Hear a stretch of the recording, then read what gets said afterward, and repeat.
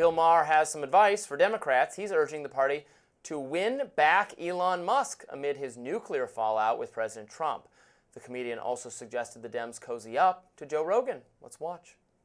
Instead of conjuring up a new Joe Rogan, ask yourself why you lost the old one. Because he used to be on your side.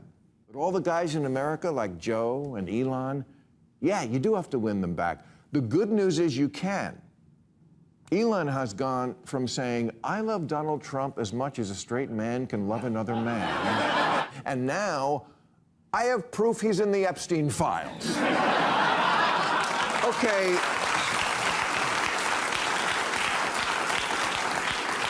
I think we call that a gettable voter.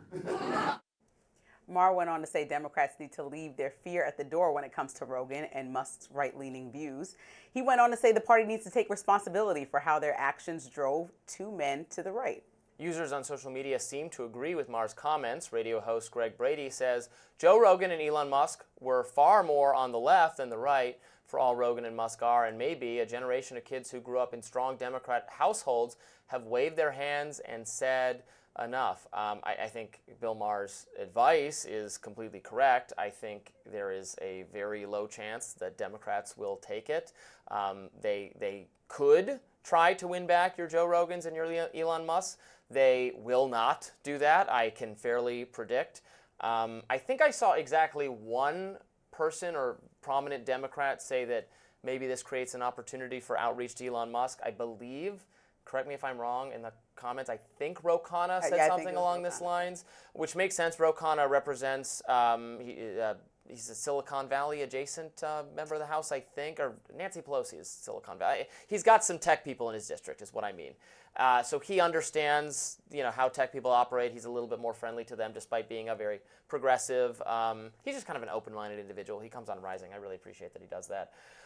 So I think he would be willing to do outreach. No one else in the party will, because Elon is too heretical, even if he does have some commonalities with them. And same thing for Joe Rogan. I get the suggestion, right? Elon Musk seems to be very politically homeless right now, which is what a lot of young people are feeling, which is what a lot of people felt before they decided to get on board with Trump. They were in between two parties that said none of them represented them. A lot of people are probably getting disillusioned right now with what Trump is actually doing versus what they thought he was going to do, which he laid out very clearly, which you argue what he is doing right now. But some people felt a little bit swindled by the campaign and didn't understand clearly. So I think there's a problem there. So when it's all said and done in the next 3 years from now, where will the American people be? And I think that that's what Democrats have to do. Go talk to local people. I don't think it's cozying up to Elon Musk and rolling out the red carpet for the man that you just spent months criticizing. I think it's time to get into the towns, get to those workers, and talk to people that are actually left the party, that used to be working class. Get back in touch with them. It's not about Joe Rogan or Elon Musk. Yes, you could go on the podcast for Joe Rogan, but cozying up to Elon Musk, I don't see the relevancy in asking him to put millions into a campaign right now when we said money doesn't solve the problem. We agreed with that. And I think also it makes the Democrats look bought. So if all of a sudden you change your stance, right? Elon Musk, from everything from COVID and the way that he handled his lockdown procedures that were anti-democratic for what Democrat lawmakers were asking him to do. He has labor law violations in the past.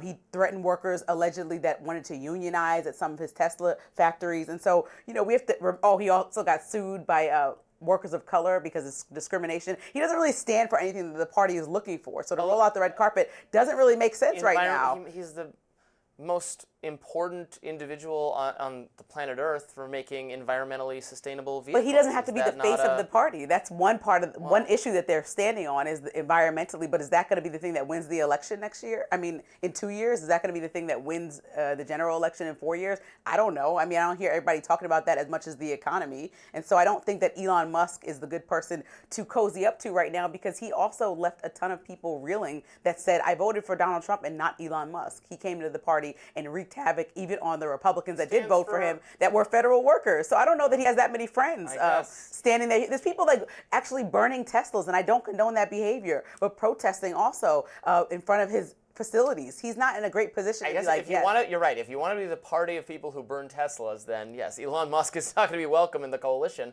I just think that's not necessarily a good strategic move for Democrats. You're right that they would not agree with Elon Musk on everything, or maybe even some big cutting things more on Medicaid. They wouldn't agree on anything fundamentally that he doesn't like about the budget bill. Some things with him fundamentally, right? Are we for sustainability of our environment? For the foreign policy, more peace? Aren't we for environmental sustainability? Aren't we for? Are Democrats just totally going to say we are not a party that cares about government efficiency or cutting government at all? That is a right-wing idea. Do Democrats really want to own that? I think they definitely should. They're about a party that wants to cut government waste effectively. And so arguably what DOGE has done so far has been completely ineffective to go from $2 trillion to $150 billion in skeptical cuts. It's not effective, and also leave dozens of Americans reeling that were federal workers and in limbo as lawsuits pan out against DOGE, while at the same time raising our deficit in a bill that comes on the back of all these cuts and the back of American workers. And so cutting Medicaid even more.